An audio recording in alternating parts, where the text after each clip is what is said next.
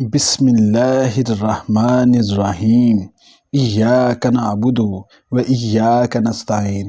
Suit بلی پراسرار عجیب و غریب جانور اکثر پھلوں کے درختوں میں نظر آتا ہے اور لوگ صرف اسے اس لیے مار ڈالتے ہیں تاکہ کہیں جان لیوا حملہ نہ کرتے۔ دراصل یہ انتہائی شرمیلا اور انسانوں سے دور رہنے والا جانور ہے۔ یہ بہت ہی کم انسانوں پہ حملہ کرنے کی جرات کرتا ہے۔ یہ جانور سیوٹ کیٹ دراصل جانوروں کے ایک خاندان وائیوریڈائی سے تعلق رکھتا ہے۔ اس خاندان کی نسلوں کی کوئی 35 مختلف قسمیں ہیں۔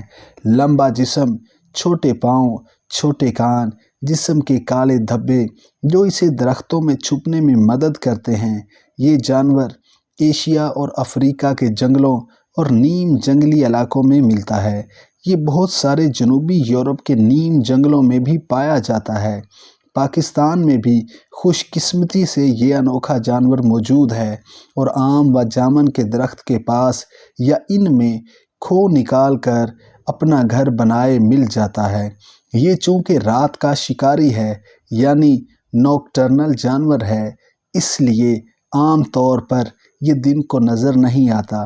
یہ نکلتا بھی شکار کے لیے اکیلے ہی یعنی سولیٹیری جانور ہے۔ یہ پھل اور گوشت دونوں کھاتا ہے۔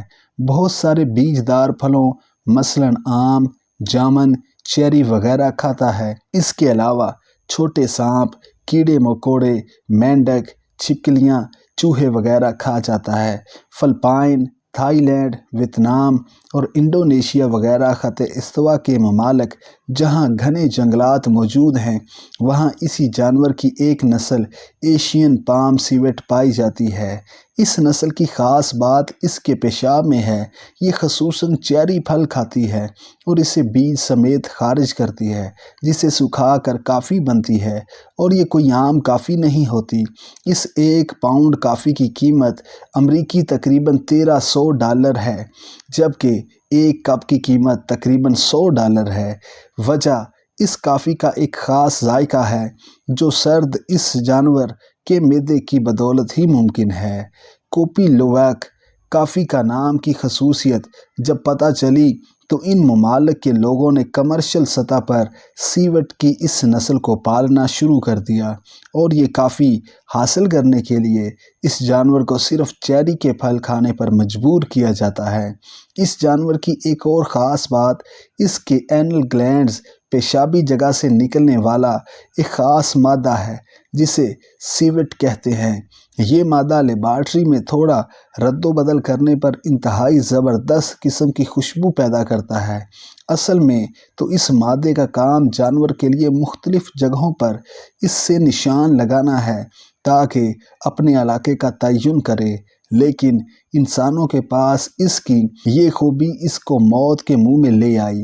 اس کی خوشبو حاصل کرنے کے لیے اکثر اسے کٹ لگائے جاتے، چھیلا جاتا، حالانکہ مار بھی ڈالا جاتا تاکہ فائدہ حاصل کیا جا سکے۔ خوشبوؤں کی مشہور کمپنی چینل بھی اس کا یہ مادہ استعمال کرتی رہی ہے، لیکن بے جا تنقید کے بعد کمپنی نے لیب میں اس کا متبادل ڈھونڈ لیا ہے۔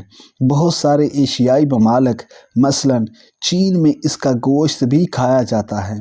خیال کیا جاتا ہے کہ سارس کی بیماری پھیلنے میں سیوٹ کیٹ کا بھی ہاتھ تھا، اس لیے امریکہ میں اس جانور کے امپورٹ پر پابندی ہے۔ دراصل یہ جانور کسی بھی لحاظ سے بلی سے تعلق نہیں رکھتا، بلکہ اس کی مشابہت تو نیولے سے زیادہ ہے۔ کبھی اس سے سامنا ہو جائے تو دور رہیں، یہ خود وہاں سے غائب ہو جائے گی۔ ماحول کے سب جانور اہم ہیں، سب سے محبت کریں اور بلا وجہ کسی جانور کو مت ماریں۔ سبسکرائب ماسٹر زین اکیڈمی 2.0